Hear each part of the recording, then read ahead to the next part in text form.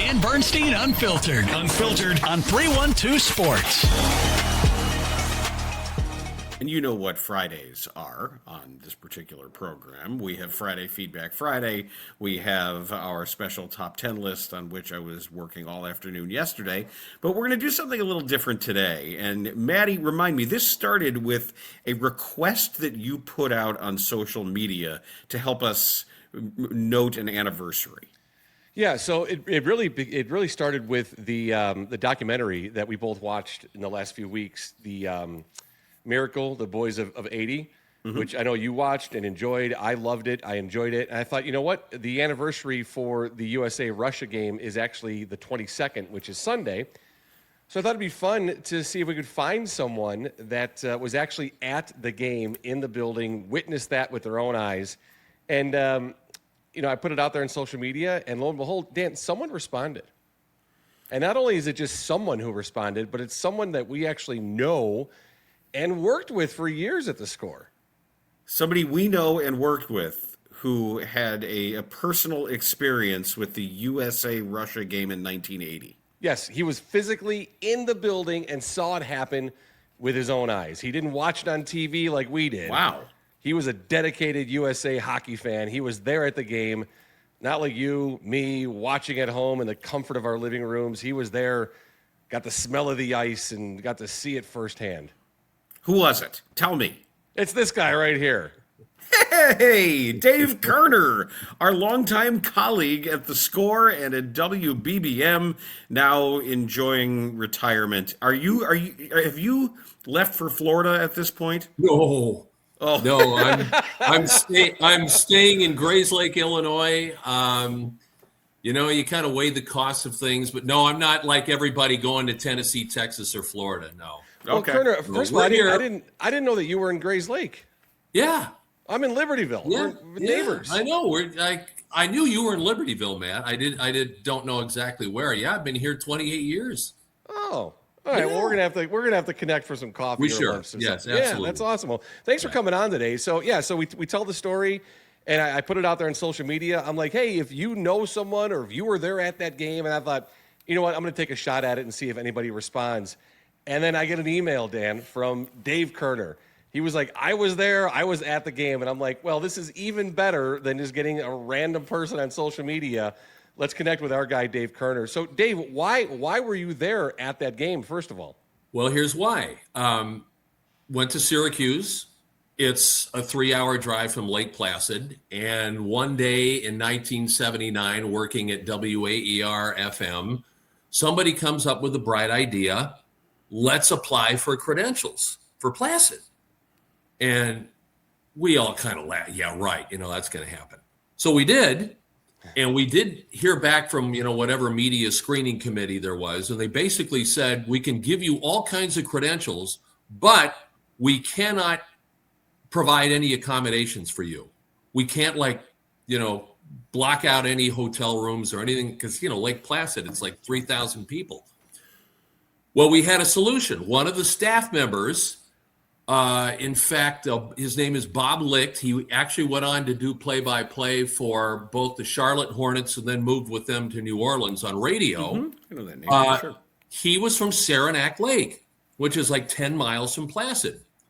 So when we told the media committee, hey, we've got an accommodation, they gave us a zillion press passes for the Lake Placid Olympics. Wow. So what we did was, because we had such a large sports staff, for the 2 weeks of the games, we actually shuttled like 4 or 5 of us up to Saranac Lake. We'd stay at Bob's place. We'd grab a bus shuttle to Placid, and we'd cover the events. And at the time, I'm the outgoing sports director at AER, so I got at least a bit of a say into what events I got to cover. And obviously, the Soviet-U.S. game comes up, and it's like I'm going to be there. So I was there as like a third wheel. We had 2 principal reporters, and I was literally standing in a corner of the press box, taking it all in and doing a couple of little, fan sidebar type pieces for the game. But it was the greatest sporting event I've ever covered, and it was before I even got into radio on a professional basis. So pretty wild. Well, I'm curious too about what your expectations were, because we know after that Madison Square Garden disaster in that tune-up game where they were just toyed with, and they ended up losing 10-3. Right. I think was the final, and a lot of people don't realize how recently they had been thoroughly embarrassed by the Soviet team to make it look like they didn't belong in the same building.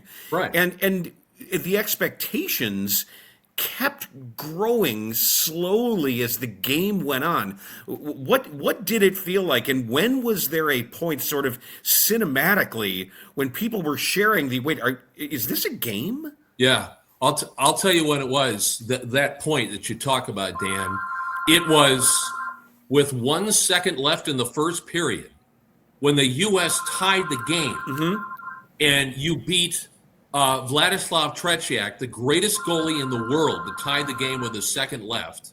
And Viktor Tikhonov, the Russian coach, decides, I'm going to pull my number one goalie in all the world and put in some guy that nobody's ever heard of, Vladimir. Mushkin. It was Mushkin they put in, yes. When he came out and he went into the net to start the second period, we're like looking at each other in the press box. We're saying, indeed, you know what? This is a game. The Russians are more than a little concerned. To make a move like that, to pull your number one world goalie. I mean, the guy who had played against the best NHL players, 8 years previous, and you pull him for this situation. It was rather stunning, and that brought home not only how important that game was, but actually brought the tension and the fact that, the U.S. is not just showing up for this game. They're going to do more than that. Was there any follow? I don't know, Dan, even if you know, because I haven't heard or read of anything or seen anything in any documentary about why he made that decision. Oh, I think it was maybe to shake his own team up. It's like, what are you doing? You're the professionals. These are a bunch of collegians. And never mind that it's their home rink. It shouldn't be 2-2 after a period. So I think he was trying to shake them up. But apparently Tikhonov later said it was the worst mistake he ever made as a coach. Yeah, well, I would think so. Panic. If I remember from the document, the 30 for 30 that was done, where it was from the Soviet side, which is just fascinating about how they felt about everything, and where, because these were grizzled professional players at this point. Correct. And they all said it sent shockwaves through the team. They said, well, where's Tretiak? Is he hurt? Is he hurt? Is he hurt? Right. When they saw Mushkin come out there between the pipes, and they said that if anything, they questioned themselves. And they started thinking, wow, if the coach is doing this, what is he so worried about right now? Right. That is a good question. I maybe Tikhonov was under some kind of outside pressure, because think about it, right? You got the Soviets at Lake Placid. They know that in all likelihood, the U.S. is not going to Moscow for the summer games. And it's got to be nothing less than a gold medal here. We've got to show that our system always will reign supreme, even if it's on their ice in front of what's obviously a partisan crowd. And I think Tikhonov probably had to think of those things when he made that move. And it's interesting, too, that, near the end of the game, obviously the standard procedure now, 2 minutes or so left, you're behind a goal. What do? You pull the goalie, extra attacker. Russians didn't do that. The Soviets didn't do that. And the basic reason why they didn't do that is because, like in practice situations, they never had to do that. Right. You win all their games. There's no need to pull the goalie and come up with an extra attacker and try to set yourself up that way. So it all added up. It was like the perfect storm, obviously, for the U.S. to win that game and then go on to play for the gold medal 2 days later. Yeah, so obviously the motivation to shake his own team up kind of backfired, because I think it is really fueled from the documentaries I've seen and hearing from the players firsthand. It fueled their confidence and their ability to say, hey, not only can we hang with these guys, we're scaring them. Yeah, you can't. Matt, you can't tell me that U.S. bench didn't look at the start of the second period and see Mushkin in goal and realize we've got some mind game stuff going here on the Soviets, which is like unheard of, because they were always, the reputation, right, was they're just a bunch of robots. They work the puck around. They don't have to play physical. Their skill gets them through, all that. And all that gets shoved aside when you see something like that goaltender move, and now it looks more like a free-for-all for 40 minutes. What I found immensely interesting, too, was the idea that when it was over, when all of a sudden, do you believe in miracles? Yes. And the party begins. Yeah. And, well, obviously people tend to, with all of the years that have piled up, not realize that wasn't the gold medal game, that they still had to beat Finland to win the gold medal. Right. But instead of a sea of phones, instead of nothing but people holding up black rectangles and hiding behind their phones, the amount of humanity, the connection that appeared to spill out into the streets of people almost dazed. Yeah. What did I just see? What did that feel like? Because all I can do is imagine what it would feel like to say, like, well, what was I just a part of? It felt like a huge party outside. I mean, that's what it was, right? And those guys came out later, and people are touching them, like it's the Beatles or something rolling through. I mean, it's that kind of euphoria. And you're right, Dan, it's very different from what we do today, right? We hold up our phone because we got to record that moment. But in terms of actually like being a part of it and experiencing it, that's what you got right after the game, when, the couple of bars were filled, when the streets were filled. Those guys partied, and it's like, hold on, you got to practice the next day. And you know that Brooks is going to work their asses off. Oh, he did. And then you play for a gold medal. And that was, by the way, that was like an early afternoon gold medal game. So essentially they had like a day and a half to recover and try to play for a gold medal. It was surreal in a lot of ways. You bring up Herb Brooks. I wanted to ask you, did you have any interaction with him while you guys were there? Very little. There was like one or two news conferences. The actual gangbang one-on-one stuff was pretty much out the window when it came to those Olympic Games. It was the interview room. I don't remember any funny, silly questions like that. It was all business. Brooks was all business. I mean, he even admitted later, I couldn't get really close to these guys because I was trying to drive them to a goal. And the way to do it was not to be buddy-buddy with any of them. Even the guys that played for him at the University of Minnesota. The Steve Janicek thing is kind of amusing, right? Here's the guy.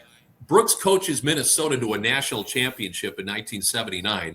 Janicek is the goalie. He thinks, I'm going to be the number one goalie for the Olympic Games. And no, I kind of like that guy Jim Craig instead. I mean, that's like focus on the goal at hand, as opposed to, I need these guys to like me, and maybe if that happens, we're going to win some games. But it was Janicek who said that he ended up with something even better than the gold medal. His wife. Yes, he met the woman there who would become his wife. It's an incredible story. There's something you said that resonated with me. When you were talking about the Soviets saying that they had to prove our system will reign supreme. And they did have a system. And to hear them talk about it, it was the opposite of what, for the example that was used was Bobby Hull and the Blackhawks. And what the four would watch the one. And that Bobby Hull would skate around and around and around and around, and he would go and see what he could do, and people would do everything they could do to try to support his individual effort. They looked at it from the opposite perspective. Right. How can everybody do small things that add up into a large thing and work where the entire team on the ice is working as an entity, as an organism almost?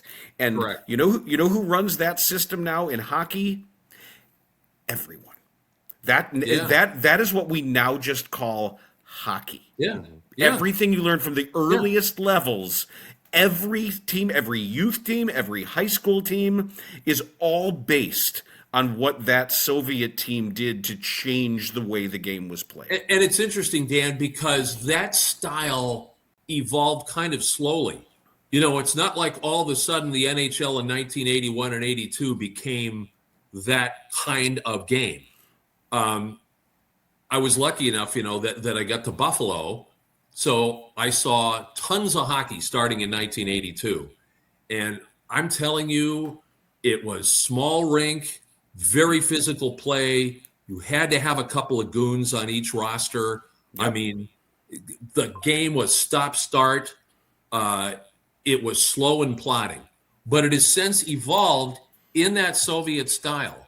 And it's actually really refreshing. I think it's lifted the play of everybody. I mean, look at this Olympic tournament that's happening now. If you've watched any of these games, all these countries, I mean, even like the likes of Switzerland and Germany. Yeah. They can skate. They don't have to run you out of the rink. They don't have to intimidate you. And really, that's what the Soviets had. It took a while, again, for that style to evolve. But you're right. It really has become like a universal thing now when it comes to the game. So, Dave, you're there with Syracuse. You see all this happen. You see the U.S. win the gold medal. And when you think back now, all these years later, how has your thought, your memories changed and evolved about being there from in the moment and experiencing it to being able to reflect and look back on it? Well, the one thing that comes to mind for me is from start to finish, that building was very noisy. 8,500, that's all it held, but that place was noisy. You go to any sporting event, right? And if you have a knowledgeable audience, it's like, okay, we know when to yell, we know when to sit back. People just have a sense of like, right, what are the key moments in games? That was not the case for the Soviet game. The noise was constant. I mean, you could barely hear the guy next to you in the press box. And that was from start to finish when play was going on. It's like, when are these people going to settle down? And the USA chant never stopped.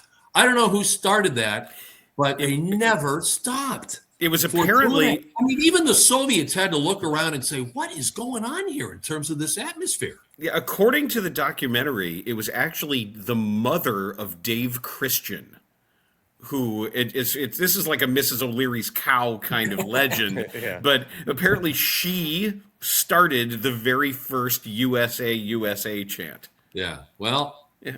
I don't know. There should be some plaque for her in that arena to this day. Maybe there is. Dave, it's like something that never ends now. This was really, this is great. This is so cool to find out that you were there, and I'm so glad that you were able to take the time to join us. It's great to see you, and at some point, it's not fair that we're aging faster than you are. I don't like that. It's bothering me. Well, that's what happens when you're a nice guy. Yeah, damn it. Well, I wouldn't know. You age slower. Age slower, right.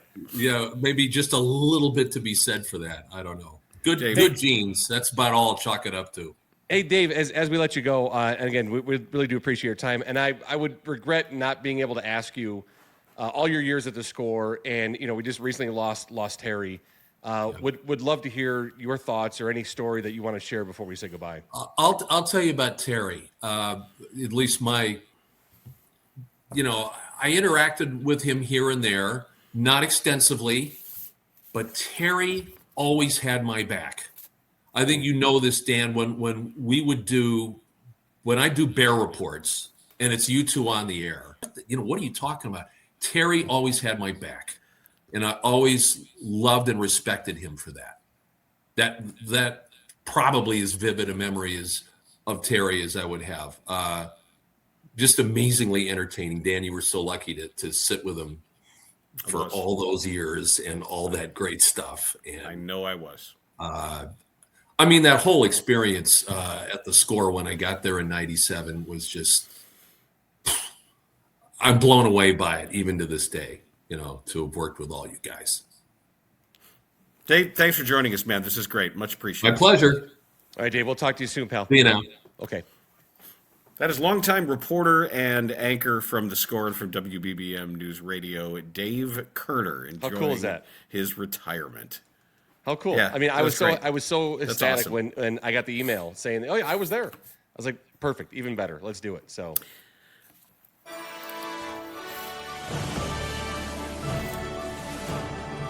It is now time for a 312 Sports Olympic update. Here's Matt Banacola. yeah, only fitting that we do our Olympic update right out of that conversation with Dave about Olympic hockey, because yesterday there was a gold medal earned from the women's ice hockey team, and incredibly exciting, awesome game to watch. I don't know how much of it you were able to catch. I caught watched most the of entire game. thing in the office. I had it on. I was sitting there at the board in your regular seat while I was doing my top 10 list. Awesome. Yeah, I jumped in about 4 minutes that had passed in the first quarter, able to watch the entire thing after that. And the U.S. women, they tie the game with 2:04 left in the third. Hillary Knight, she becomes the all-time leading goal scorer for the USA women's hockey. So ties it 1-1. And then in overtime, Megan Keller with the beautiful overtime winner. First of all, the length of ice pass that came from behind the USA goal and extended past center ice to get Megan Keller the puck. And then she makes a beautiful move going from the left side of the ice, moves it from forehand to backhand with a beautiful little backhand flip that gets right underneath the goalie's blocker, between the blocker and like her right leg, and slides in for the winner 2-1. It was really exciting. It was awesome. It was awesome to see the celebration. So women, they win the gold 2-1 over Canada. Switzerland won the bronze in a 2-1 victory over Sweden. Also in the Olympics yesterday, Alyssa Liu wins the gold, one of the more improbable gold medals great. of this Olympics for women's single figure skating. So she had taken like a 8 or 10 year hiatus from figure skating and just got back into the sport like a year ago. Mm-hmm. And now here she is representing her country and winning the gold medal for women's single figure skating. Jordan Stolz gets his third medal. The speed skater from Wisconsin, he finished with the silver in the 1,500 meter speed skate. So that's his third medal, 2 gold. So he had gold in the 500, the 1,000, and then the silver in the 1,500. The skater from China that won that gold medal, he actually set an Olympic record. So today going on in the Olympics, USA and Slovakia, they play at 2:10 in the semifinal game. Canada and Finland, once you all listen to this podcast, that game will probably be ending or just close to the end. Canada and Finland, the winner of that game will also play in the gold medal game. So we'll see if USA can get the win today against Slovakia at 2:10, and that gold medal game is Sunday morning. On the medal count, Norway is just running away with it. They have 17 gold medals, which is insane. But they have 36. U.S. has then surpassed, now has jumped Italy in second with 27. We have 9 golds for the USA, 1 off of their record for Winter Olympics. Italy's at 26. Japan has passed Germany. They're at 24. Germany has 22. And now France on the board at 20. So that's your medal count. And that'll do it for an Olympic update today. That has been your Olympic update on 312 Sports with Matt Abatacola. You know, I'll tell you this too, Dan, about hockey. I don't know what it is, because it's not like some kind of extra. Let the music fade there. Yeah, it's not some kind of extra like patriotic thing. Like I'm not like, oh my God, I gotta cheer for the USA teams. I'll watch international hockey over NHL stuff any day. I mean, it is. And I've watched more than just USA games. Whatever reason, and it's not just because I'm not like some huge Olympic thing where it's like I look forward to the Olympics and I kind of watch the Olympics. You don't have to excuse it. You don't have to sort of just, like it's a better compartmentalize product, or man. justify. Yeah, It's great. It's great. It's really exciting. It's fun to watch. Yeah, and you got Kenny Albert doing the games. This is you know that you've got a top line broadcast and a lot of knowledge of the people involved. And it's cool to see NHL players and pro players in their various home leagues or from other places across the globe. There isn't a whole lot of stylistic difference anymore, in large part because what we were talking about with Dave. Like you don't see teams really play a lot of highly variant styles. Some obviously will trap in the neutral zone more. Some are going to forecheck more than others, play more offensive or defensive games. But it's pretty high level hockey. You know, it's the jerseys too. Jerseys are awesome. The Yeah, Canadian one, they have the black one with the red maple leaf. Yeah, it's nice. Really, really cool looking. It's nice. Time now to begin Friday Feedback Friday. This is when your voices, your emails, everything is compiled here. And I want you to know that I do read everything, and I try to reply to everything that comes in. And it's no shade if you don't get something read in this segment, because everything is selected to try to give sort of a fair representation of the things that we talk about throughout a week. And sometimes that one response will stand as representative of much that came in. I did send you a voice message from this week, did I not? You did. Run it. All right, let me get it a little more volume here. Sorry. All right, here we go. Hey, Dan and Matt. Love your guys' show and love your respective suits. All that keeps running through my mind today as you guys are talking about the White Sox latest Black History Month poster is Gene Honda's voice saying, "Ladies and gentlemen, kindly please stand and remove your hats as the White Sox organization wishes to honor and acknowledge the blackness of number 35, Frank Thomas." Well done. Yep. That one got a smile out of me. And you say, well, how do you leave a voice message? Well, here's how. You see this app right here that says 312 Sports? You hit that app, and then you're in the 312 Sports universe, and you can just follow all kinds of prompts. You can listen to everything that we have here. You can listen to this podcast, Forward Progress, From the 50, Organizations Win Championships. There are all kinds of things that you can win with our special giveaways that we have, and also you can leave the voice message. So it's all there. It's a free app. Get it in the Apple Store or Google Play, wherever you download your apps to your phone. I'm not supposed to say download, but I said it anyway. So, You got to get it. I think they understand. This is Jay in Cortland.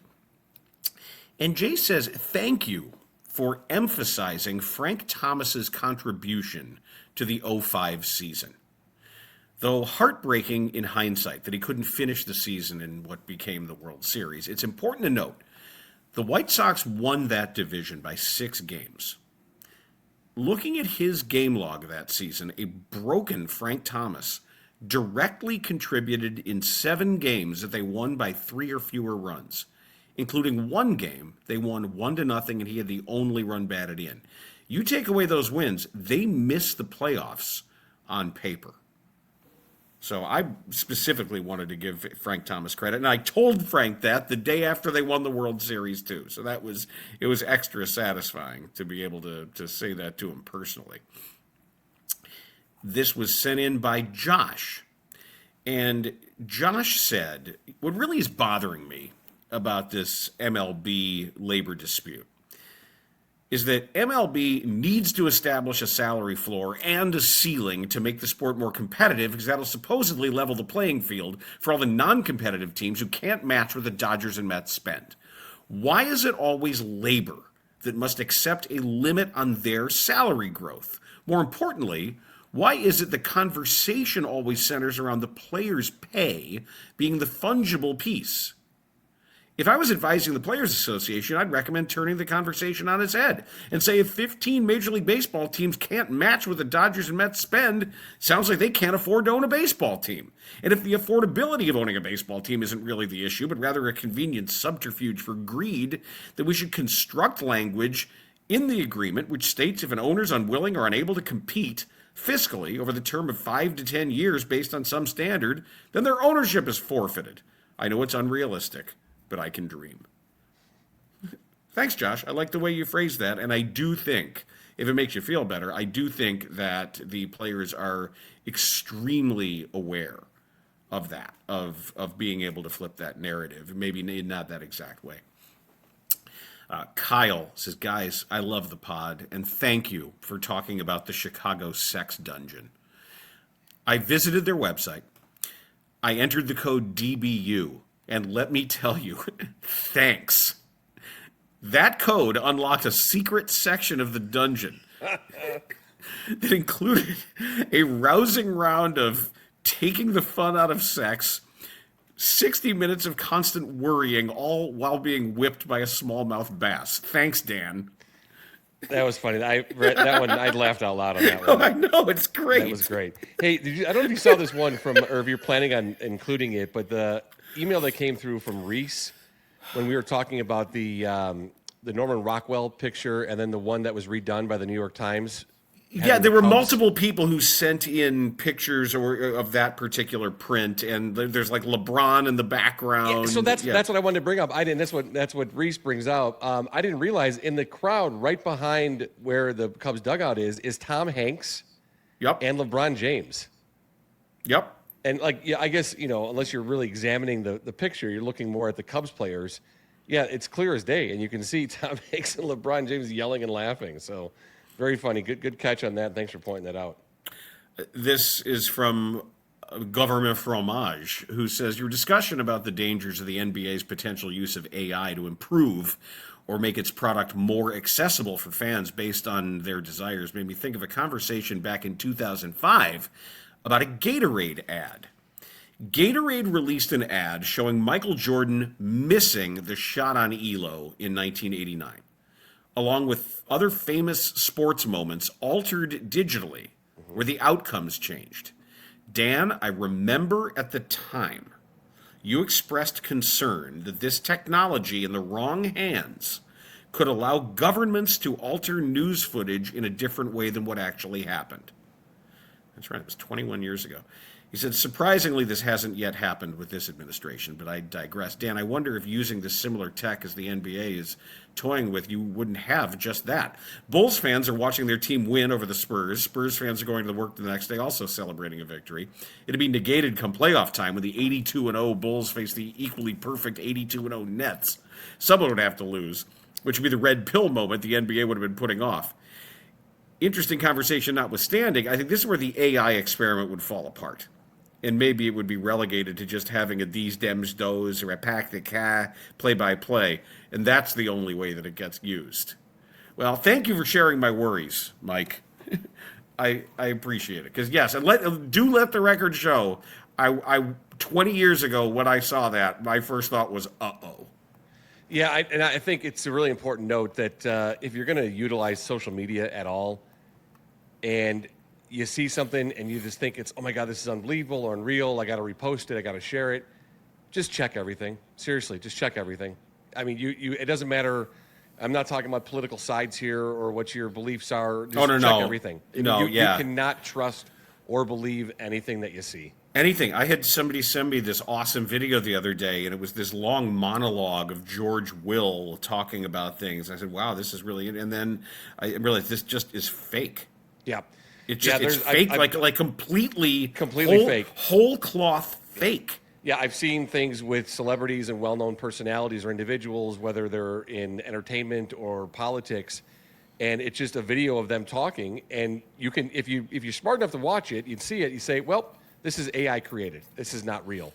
And what it can do is very dangerous. So just don't just click repost immediately, no matter what the platform is. Just check everything. You just if something sounds crazy or unbelievable or unreal, it probably is those things. So check them first. I'll make mistakes too. I know I will. Yeah, I know I'm going to. But you're right. To guard against it is really good advice. Our guy Dr. J says, guys, I know you've both stressed your desire for a domed stadium in the future for the Bears. Because it's a smart thing to do. And your preference for pristine indoor football. My question is, does this expand to other sports as well? Domed baseball. It got me thinking when we were watching the end of the AT&T tournament at Pebble Beach, the players were fighting those massive wind gusts, and it added a ton of intrigue, surviving the elements portrayed as mandatory for certain types of golf. Does that kind of sentiment roll into football at all for you? I think it's a very fair question to try to find out sort of where the boundaries are here. What I would say is the difference between golf and football, in my eyes, is easy. You're not playing against other golfers. Other golfers are not trying to block your swing. You're not trying to run around them. Golf is you. Your opponent is the course. Your opponent is, and everyone's opponent that day, the elements. Everybody is individually playing against the golf course. And some days that golf course is defined by its proximity to an ocean. And that's part of what's amazing about the greatest professional golfers is they're not playing in the same stadiums each week and on the same boundaries. Everything is completely different. Different kinds of grass, different kinds of sand, different cuts to the greens. That is essential to the game because that is your opponent. In a football game, you're ostensibly playing against these other people, and it just so happens that the ball gets blown or you're slipping around, and that's where I think it becomes unfair and unsatisfying. Well, not only that, to a certain extent, golf will stop play based on weather, as will baseball. We all know. Where football, that generally is not going to happen unless it's something horrific. But you're going to keep playing in the elements. That's just considered part of the game, and I just don't like it. Where other sports, they will stop or pause play based on weather. Jeff says, Dan, you mentioned that you would be, technically, if the United States had a worrying team, that you would be a medalist in Olympic worrying. Dan, that's an incorrect statement I cannot in good conscience let stand. I don't blame you for being ignorant of this because you've never met my mother. Regardless of the insignificant worries you allow yourself, you're at best a distant silver behind dear mom. I'm 53. Since I was 18, this is Jeff, I have said these two statements regularly about her. There are herbivores, there are carnivores, there are even omnivores. She is the first documented nervivore. She gets literal sustenance from needless worry. The other thing I say is she can find the cloud in every silver lining. Here are just a couple of examples that I would gladly love to hear you top. In 1999, she filled our back porch steps with at least 100 gallons of water in anticipation of Y2K. For the last 10 years, she and my late father oversaw a corn farm in Indiana. She would stay up at night with a fire bucket filled with sand, looking out of the window in case the crops catch fire. In that area of Indiana, it had never happened in the 180 years the farm had been in our family. She now lives with me. 4 days ago, she called me at work to come back and make sure the door was locked because she didn't want to get kidnapped like Savannah Guthrie's mom. All right. These are a few mild examples. We have a winner, folks. That's gold medal. If you can form an Olympic worrying team, my mother must at least be co-captain. Oh no, coach. Yes, coach. Coach. That's our. And she's coach and gold medalist. Everyone's competing for the silver. That's that. We're probably into the pathology side of things here. Like probably need some therapy and treatment. But I'm just an amateur in that regard. I don't want to have too much fun at her expense, but we'll have a little. Yeah, because that's what we do. Good stuff. Yeah, it is. Finally, for Friday Feedback Friday, I have this from Cam in Bridgeport. He said, I caught this week's episode on Adam Silver's All-Star Weekend comments about AI revolutionizing sports broadcast. Dan, when you said his predictions freaked you out a bit, wondered if it was just more AI hype. I'm 28, which means I'm only one generation removed from my papa and his brother riding their horse named Chooch to school every day in Melrose Park. That wasn't ancient history. It was basically yesterday in the grand scheme. I suspect when I tell my future grandkids I used to ride my bike to school, they'll look at me the same way I looked at stories about Chooch, like I'm describing life on another planet. Silver described AI delivering what he called the most significant change in how sports are presented in his lifetime. Hyper-personalized experiences. Fans can choose their own announcers, languages, camera angles, even shop mid-game, watch from a player's point of view. It sounds futuristic and exciting on one level, but sure, there's something unsettling about it, like we're on the cusp of something that could alter or end the shared communal way we've experienced sports. That eerie feeling immediately made me think of Arthur C. Clarke's classic sci-fi novel, Childhood's End, without spoiling too much for anyone who hasn't read it. The story involves advanced beings who arrive on Earth, and they usher in a utopia. They end war, poverty, disease, and strife. Humanity enters a golden age of peace and abundance under their benevolent guidance, but ultimately, this help marks the end of humanity's independent phase, our childhood, as we evolve into something transcendent and no longer recognizably human. The optimistic pitch for AI feels parallel, a powerful, seemingly benevolent technology that promises to perfect our entertainment, solve engagement problems, give us everything we want. But what if it quietly oversees the end of the raw, unpredictable, collective experience that makes live sports special? The shared groans, the iconic calls, the water cooler moments. Could hyper-personalization isolate us in perfect bubbles and signal childhood's end for traditional sports fandom? Well, the book also explores this tension. They're a group of humans who resist the utopia. They form a colony called New Athens. They deliberately choose to live closer to the old way. They embrace struggle and imperfection and independence in hopes of preserving creativity and in preserving human spirit. In our sports context, I can imagine a future where some diehard fans push back and demand the classic shared broadcast. Same feed, same announcers, unpredictable chaos that's binding us together. But we can't put the toothpaste back in the tube. This isn't a slow, careful squeeze of the toothpaste. It's exploding everywhere at a speed and scale that's weaving the technology into every corner of our lives. I believe the pendulum will swing back. There will always be room and eventually real demand for those of us who do crave an original communal fan experience. Nice. I hope you're right, Cam. That's really well written.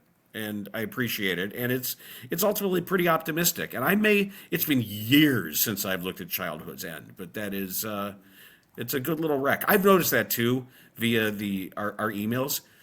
We get so many recommendations. I'd need a whole other lifetime to really follow up on all of the books, television shows, series I've never heard of, conventions, and it's all for good reason. It's all people really wanting us to experience some of these things, and it's very cool. I'm enjoying this new community. It's not that new anymore, but I'm really enjoying it with everybody who becomes a part of it. Yeah, next Wednesday, 6 months. Yeah, it's amazing. Mm-hmm. Wow. Let's go. Yeah, that's pretty cool. That's great. You know what else is great? The new windows all over my house. And I'm finding now that my house has hit 20 years. It's just a matter of how quickly we're replacing some of the original stuff. Like I say, well, I'm here at home today because the new water heater is coming. And with I was too late to do the windows. And knowing what I know now, I would have called Russ earlier. I would have done all the windows earlier because of the difference that it makes. Don't wait. Russ is waiting for your call so he can hook you up just like he took care of me. You hear about all these deals, about all of these buy one, get one free and buy two, get one or 50% off. He's going to match any price. That's first and foremost. So anything someone else has told you, Russ is going to explain what the real deal is, and he'll give you that best deal without a gimmick. It's just the best product at the best price. Call Russ. Call Chicago Window Guys. 847-302-9171. Check out the 5-star reviews at chicagowindowguys.com. Ask when you're getting quotes about who's doing the install, because most places won't know. They use subcontracted labor. They use third parties. Russ doesn't. They're all his folks. He knows everybody that's in and around your house, so there's some peace of mind there too. It's why I recommend Russ to anybody who asks. 847-302-9171 and chicagowindowguys.com. All right, time for our top 10 list this Friday, and did something a little different, where we wanted to tap into some creativity, and there was a wide parameters of how you could go about this, but we wanted to come up with the top 10 Olympic events, our own creative top 10 Olympic events, like new events, new opportunities for people to participate in the Olympics. And there was a myriad of ways that you could have interpreted this, and the parameters were wide open. The approach that I took, and before we do our list, let's share our approach to it. Mine was, I have 10 with one honorable mention, and I crafted a list of events that I think I would compete well in and possibly medal in. That was my approach to it. Okay. I honestly am not deluded enough to think that there is any single possible event, even if tailored specifically for myself, that there wouldn't be at least maybe 100 people on the planet that are probably better at it than I am. Sure. No, I can appreciate that, and I probably agree with that. But I looked at my own life and specific skills that I have, because I have a certain set of skills. I know Dan, you do. And making lists is one of them, even though this is list making an event? No, list making is not one of my events. It's right there in front of you. I know it is. I know. You had it. It seemed too obvious. Okay. Okay. So I wanted to find my skills and how can I make these into competitive events. And so here's my list. I'll start. Okay. First is my honorable mention, and this really isn't. I don't know if it's a certain skill or if it's just a willingness to try. It also can branch into a TV show I'd love to host. But my honorable mention is my likelihood and willingness to try sushi in unlikely places. Okay, you went in a different direction than I did. I went in a completely different direction. Dan. Okay. And now what I specifically look for, I specifically look, no matter where I'm at, if I'm traveling. Is there sushi? Is there sushi in unlikely places? Right. If you're like at a shoe store and they got sushi, you're in. I'm willing to give it a try. The other half of that is gas station restaurants. And I don't mean like gas stations that sell hot dogs off the rollers or like in the South. Pizza. I mean a restaurant inside a gas station. I look for those, and I want to try those. Go to rural Louisiana. Go to southern Alabama. Like I've seen in the South when there aren't things for miles, and you get to that gas station, and there's like a buffet steam table of stuff. Yes, I'm in. I will try it. So I don't really know how. That's why it's an honorable mention. Didn't make the top 10, but the willingness and the desire to find sushi and gas station restaurants. All right, so number 10 for me, and this is, again, we don't debate how you do it. These are topics, and these are skills.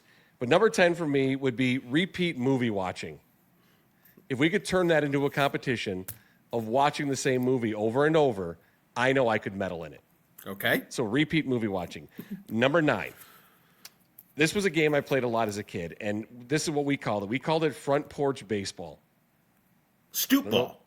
Stoop ball. We called it front porch baseball. Yeah. So you have to have cement steps, you have a ball, and whether you played alone or with a competitor would change the type of ball you used. So alone, it was a tennis ball. With a competitor, with a friend, it was a rubber ball. You get more bounce off of it. Yeah, like the Spalding, the pink rubber Spalding would be. Yes. So you have a line on the sidewalk that is your rubber, your pitching mound. You throw the ball against the bottom step, and you want it to reflect or to deflect off the steps, and then create a fly ball. Your competitor would have to catch it, or you'd have to catch it if you're playing solo. But front porch baseball, or stoop ball, as more commonly known. Number 8, and this is a different names too, and actually email came in on this one also. But back in Berwyn when I was a kid, we called it skitching, skate hitching. So skitching was holding onto a car in the snow. I've never done it. Okay, we've done it, and we used to do it You've with buses. done it? You actually go like a school bus? We do it with buses. We would try to do it with buses. Yes, was our favorite thing. Idiot. But I'm pretty sure, because when I was a kid, I was completely fearless with it. And so skitching would be an Olympic medal event that I would try to compete in. So I'm just trying to picture Tara Lipinski and Johnny Weir criticizing your skitching technique. It's like, he grabbed the bumper just a little bit late right there. Or his like shoe hit the gravel. Make Yeah. it more competitive where there's potholes. You have Yeah. to avoid the potholes or jump over them, and maybe do Cops. some kind of movement with your body as you're in the air. So skitching number 8. Number 7, and we talked about this the other day. Google searching. If you can make Google searching into a competition, I'm pretty sure I could medal in Google searching. I think most radio producers or people with radio production experience are probably pretty good at it. Because you had to do it all the time. Yep. And that's why I love having the supercomputer in my hand, because I'm always curious. And Natalie could ask me a question, or the boys could ask me a question, or I'll just think of something, and it's right there. So I love it. Number 7, Google searching. So are we completely off the paths? You and I. Don't worry about it. Okay. Don't even. I don't want a second thought in your mind. I just want to hear the rest of these. Number 6 and 5 kind of go hand in hand, but they're different. Number 6 for me is mixology, and I know there are mixology competitions, but you make that an Olympic event. You give me a pantry of items, and say go create. Like you could do it 2 ways. You could say, hey, go make an old fashioned, go make a Harvey Wallbanger, and go make a rusty nail. Or you could say, hey, here's ingredients, make a drink. Okay, we may have a crossover here. Okay. Number 3 on my list is Chopped. Okay. Number 3 on my list was, if you think of country. So what I was wondering was, let's say Japan is going up against the United States, or Japan against Italy. Would the Italian only have a pantry of things that could be found in an Italian kitchen? Because there's so much crossover now. Or does everybody have a shot at everything? I just wonder how this would work with different kinds of cuisines. Either way, you open that basket, there's a protein, there's a starch, there's a vegetable. And there's something stupid. And then there's a bag of Cheetos or Right. something, right? Like Dolly Madison cupcakes, right? Right, Yeah. exactly. And you can pick the judges however you want, but an international Chopped Olympic competition. Well, I think that's what I love what Guy Fieri does with his Tournament of Champions and that randomizer machine they use, where he spins the wheel and it'll like randomly pick the proteins. I think that might be a good angle for that international competition. Okay. Number 5 is along those lines as well, but I have the ability and the skill to duplicate a dish without a recipe. So here, serve me something, I can eat it and say, all right, yep, I can make that. I can copy it. So number 5. Okay. Number 4 and 3 kind of go hand in hand as well. Number 4 is car packing. Oh, trunk packing? Yes. I'm pretty good. That's something that kicks I wasn't in. call it trunk packing, but we all don't have trunks anymore. There's a lot of SUVs. Yeah, So that's something that car kicks packing. in at a certain age. It just happens. Yes. That happened to me also with hairpiece recognition. Hairpiece recognition. Oh, being able to spot. Oh, So are you saying that the age was similar for both those skills? Yep. It's like all of a sudden, I could look at all of the family baggage, and without trial and error, without saying, "I'll put this in, I'll take this out, I'll put this in," Yeah. I could be like, "Okay, this, done." 100%, dude. Yep. 100%. So when we'll do road trips, and if we go and rent an Airbnb, and we take the dogs with us, so now you're bringing extra stuff. And so I like to get it out into the garage or into the driveway, and then I scan it. I look at the car, and I go, all right, I know exactly where it's going. And I get everything to fit perfectly. So car packing, trunk packing. Number 3 for me is dishwasher loading. An absolute skill. Welcome. You are looking live at the dishwasher packing facility that has been built especially here in Los Angeles. Right, for the Olympics. And you get a whole stack of things, and it's like, all right, you not only is there a clock, but there's competition, and you gotta beat everybody to it and get it loaded and started. So I could do it. Yeah, but what if you have the ceramic dish that had Greek yogurt in it, but the water missed it? So you have dried Greek yogurt. Do you take the time to scrape it out? Do you put it in? Like there's decisions. That's part of the competition. Yep, I mean, yep. like as you go on further into the medal, like closer to the medal rounds, they start adding, instead of just like clean dishes, they add dirty dishes. The one with do you rinse first? Do you trust your dishwasher and your product that you buy to wash it with? Yep. How stuck are the fruity pebbles? That's all part of it. Oof. Yeah, exactly. Yep. So dishwasher loading, number 3. Number 2 for me is one of my greatest skills of life is towel folding. I fold towels like a motherfucker, and no one's gonna beat me at towel folding. I'm a gold medalist in towel folding. Okay. Yes. And I number like one, it where it's just the ring where you put it through the ring and you don't have to fold it. Oh no, fold it for the closet where you put your linens and your towels. I like it all folded. I like to open that closet door and to see it like a display case at a store. Which that's also how I like the drink fridge full of all the waters and stuff. And my fridge itself, I like to turn everything out. The labels are out, and I like so I know it's crazy. I know. So number 2 was towel folding, and my number 1 skill that I know I would gold medal in because I'm fearless on it. Driving for distance low on gas. Yeah, I remember that, by the way. We went to, God, we were in, and you were like, you're fine. You're fine. We were taking North Avenue all the way west. Like, you're to good, like man. Aurora or something. Keep like, going. I said, the light's on. You're like, It's fine. no, you're good. You're absolutely fine. You'll be good. The light is How do something that big auto makes just to fuck with you. That's all it is. Okay, that's what you said. Yes. It's like an expiration date. So driving for distance, low on gas, I would gold medal. And it's like, but to make it competitive in the Olympics, there has to be a consequence to it. So like if you don't reach your distance, you run out, like something, I don't know, like competitors from Mad Max come out and they get to attack you. I don't know. The buzzards. Yeah. Yes, they get to come out, but something has to happen. We'll have to figure that out. But driving for distance, low on gas, is my number 1. Well done. Thank you. I took mine a little more, not seriously, but a little more straightforward. Sure. These are possible. That's why I didn't want to discuss it and say let's do it this way. Perfect. I just threw the topic out and said let's see where it goes. Okay, good. These are possible Olympic events on my list, and could be winter, could be summer.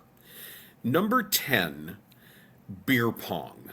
Ooh, nice. And Love it. I'm not sure I exactly know the rules. I've seen it played. I've never really played it because when we played it, it was the Dartmouth version that involved actual ping pong. It involved a ping pong table, ping pong paddle, like playing a game, and there happened to be beers that sat on the table that awarded extra points and drinking, etc. Now it's changed entirely into a game that involves throwing the ball with your hand, and that I want to say was a Bucknell version that became like a small East Coast liberal arts school thing, but I don't even know the rules of that beer pong, but however they want to do it. Well, with that, I really hope on your list somewhere is taking the fun out of things because I never thought I could hear someone take the fun out of beer pong. Nobody's going to beat me at that. No. Number 9, darts. Okay. Darts are huge in England, and if you've ever seen their superstars, like the Wayne Gretzky of darts, is this just, they're all fat slobs. They're just gross, and they're chain smoking, and they haven't really decided that they need to be in shape. You know how annoying it is when like some like football referees, when all of a sudden they're just diesel now. Yeah, everybody. Have you seen NBA referees recently? Yeah, they're all like fitness models. Yes.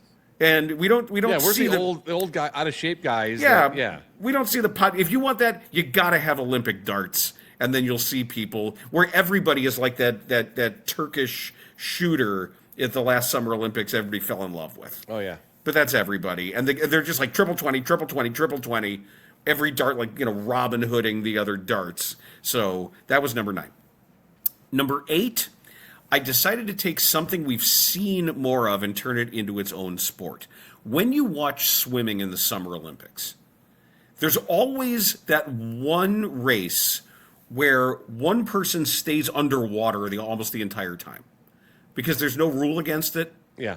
They dive down and they swim underwater for like 4 laps, and they pop up, and by the time they pop up, they're way ahead of everybody, and then they start the actual swimming. Well, I'm going to close that loophole. If you happen to be good at that, you are going to compete in underwater swimming. So you can't come up at all. You can't come up, and when you come up, you're out. Okay.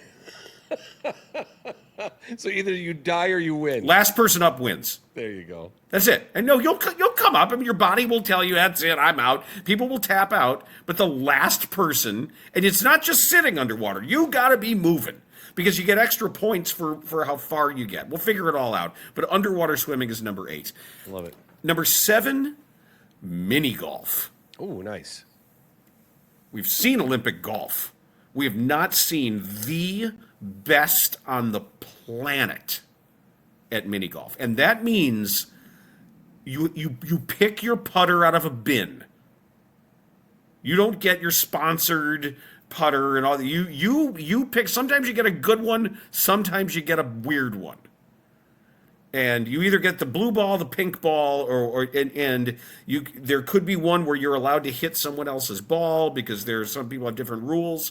But either way, I want to know who the actual best on the planet are going to be at mini golf. That's great. Because I think it'd be fun. And then you could have all these Olympic themed obstacles, all sorts of cool stuff that you can do, bonus points that could be endlessly entertaining.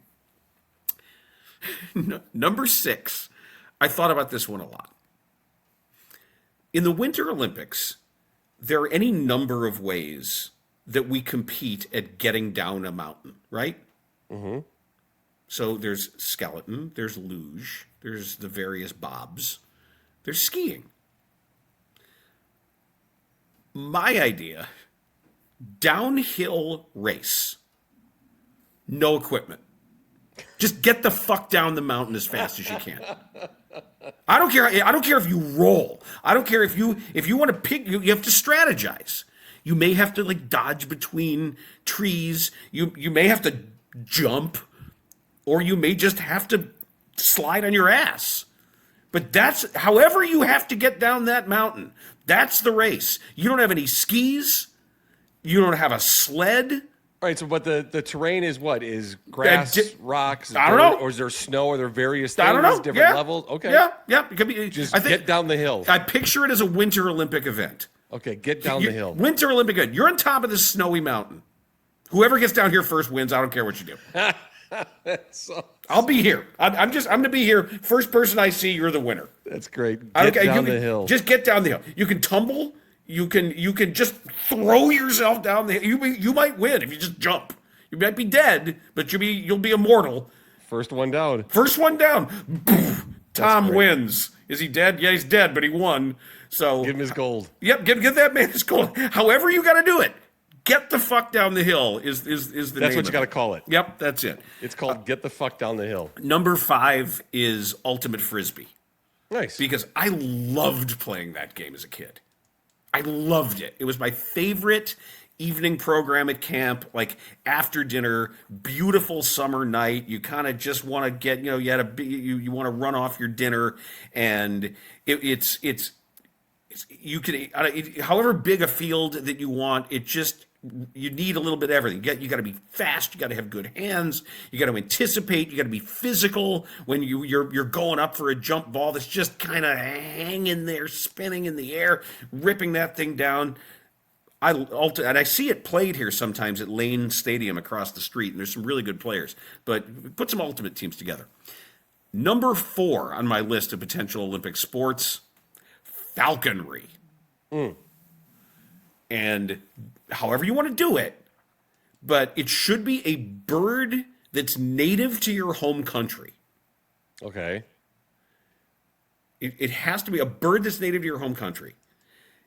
And if you want to do it in a stadium where it has to go get a baton and bring it back to you, or it has to get this and bring it back to you, but it has to do your bidding somehow. Or you can you can do it ancient style, medieval style, and send them all off into the woods, and whoever comes back with more food, if you've got a Eurasian eagle owl that is trained to bring you back a small deer, and the U.S. people have a red-tailed hawk, and there it goes, and it brings back a rabbit, you lose, because the other thing brought back more food. Right, and then whatever they bring back, you could weigh, and the most weight. Yeah, and then you have a party and eat everything. There you go. So that'd be good. So falconry is number 4. Along those same lines, number 3 is competitive fishing. And there's any number of ways you can do this, where it could be Wicked Tuna style, where you just have the various boats representing the various countries. And it could be over the 2 weeks of the Olympics, where you're constantly checking in because you need a larger sample size than just one day on the water because of conditions and all that. Everybody gets the same baits to choose from. You have a limited number of spots where you can go, and there could be a lottery system to determine who gets first choice of spots. There has to be a minimum distance between boats, so you can't go bogart somebody's spot, but then it would be total pounds of tuna within whatever you set up. And ideally, or whatever you're catching, you hope to release everything. And it could be bill fishing. It could be for marlin and sailfish. It could be ice fishing for the Winter Olympics. You get to choose where your holes go, and you get to see who pulls up the most of whatever is in, Lake Placid. Yeah. So that was an idea. I like it. Number 2, and this one is obvious, and it's been a long time coming, and it would be absolutely awesome. Dodgeball. We got to do dodgeball. Think about if you were putting the U.S. team together right now, from all the major sports, who would be on the U.S. team? Who would be your starting 5 or 6, however many would be for dodgeball? Oh, pitchers and quarterbacks. Not even, could you imagine Pete Crow Armstrong? Oh, yeah. How about Caleb Williams? His ability to dodge? Oh, yeah. Who's better at evading things than Caleb Williams and throwing things? So, and this all... Oh, you could have Zacchaeus? Hands, man. Damn it, I dropped it again. But there's a lot of, I don't think basketball, you ever seen basketball players really try to throw? A couple of outlet passers, but they're too big. Yeah, they're too big, and then the running wouldn't be good for their... And you just throw it at their feet. Yeah. You just hit them in the shin. What is... They're not avoiding balls as well. Well, this, and a lot of this stems from something I saw at... what it was, the trampoline thing over on Howard Street where we went, Sky High, I think it's called. And it was That's the dispensary. Jason's 8U travel baseball team was there for somebody's birthday party. And then they opened up open dodgeball for anybody who was there, open dodgeball in teams. I have never seen a group dominate like the 8U travel baseball team. That's funny. Beating all the adults because they never run out of energy. They're constantly bouncing everywhere. They can all catch and they can all throw. Mm-hmm. And they're tiny. So you couldn't hit them. It was like a bunch of crazed Ewoks that were just sort of all bouncing around. And then, so you could put teams together. And you could have, could you imagine the Puerto Rican team with Francisco Lindor and Javier Baez? Could you imagine how difficult they would be to beat? It would just be really cool. Dodgeball's number 2. Now, and number 1 is based on something we did at North Star Camp that was always a highlight of every season at camp. And every camp that does Color Wars, whatever your colors may be, whether you're red and white or blue and yellow, whatever it is, North Star's colors are green and white. And Color Wars went on all year. But the big thing was called the Green and White Marathon. And the Green and White Marathon was everything. It was a race, a relay race in multiple stages of every possible activity you could imagine. And the point was to include everyone in the camp. Every single kid participated in some way in the marathon. Because it wasn't all based on athletics. Not necessarily. Right. It can be. But there's a huge property here. There's acres and acres of property. And it would use up the entire area of the camp. And it was green versus white. And it would begin with a run. The gun sounds and the runners run. And they run whatever is a half a mile. And then you tag the next person.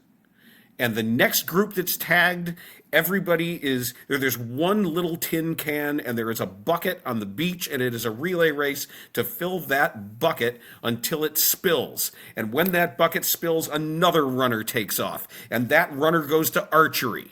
And by the time that runner slaps the archery shed is when your archer can begin firing to earn enough points to send the next runner. Okay. And then the next runner goes to volleyball. And then your two people have to have a rally of 10 hits over the net without the ball falling. And then the next runner goes, and they can go to tennis. And they could go, we had somebody at the dock who had to pull 3 fish out of the water on a hook, and then the next runner goes to the next thing. Was there one where you'd brush mother's hair or rub her feet? We didn't have that, but you could for the other kids. There was like for the non-athletic. But we could. We could, yeah, you can do whatever you want. And then if you want it, we're in. And so like even for the non-athletic kids, there'd be like lanyard making. And it was, go, make lanyards like the wind. And when you get to the top, then that sends somebody else up. And it always ends with the fire building. However many events, just swimming events, there's diving, there's swimming, there's all this stuff, swim across the lake and back, and it ends with fire building.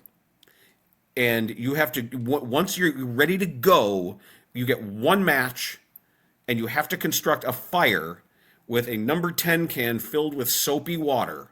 And until that, you win, the first team to have that water boil over. Okay. Because your fire is so hot. Or and you can do. Then you'd have to go to balance the spreadsheet. They did. Examine the diamonds. No, I was just going to say differential diagnosis of a heart problem. Right. And then it was determining potential conflicts of interest in client representation. And then it was right. Adjust to recently enacted tax law. Oh god, that's great. that was part of it. There had to be always one kid with a briefcase at North Star. Yes. Right? Oh, all the time they were checking our work. But the idea of I love it. No, that's fun. The same but version, to do a massive one like that for with all the Olympic sports, the countries, and yes, and with all the things, it's like you take off and do this, and you do your thing, and you do your thing, and it's all a multi-stage propagating relay race. It just sparked a memory too of you could do like a massive country by country capture the flag. Oh, dude, that would be fun. Yeah, jailbreak. Yes. That was the best. That's good. Good stuff. I love it. I'm glad that we took different avenues on this. That was fun. Yeah, that was fun. That was really, really good. Wait, where did your chopped one fit in? That was third. Third. Okay, 3. Okay. Yes, 3 was chopped. Okay. All right. And it could be, if you want it to be very specific to the countries, it could be.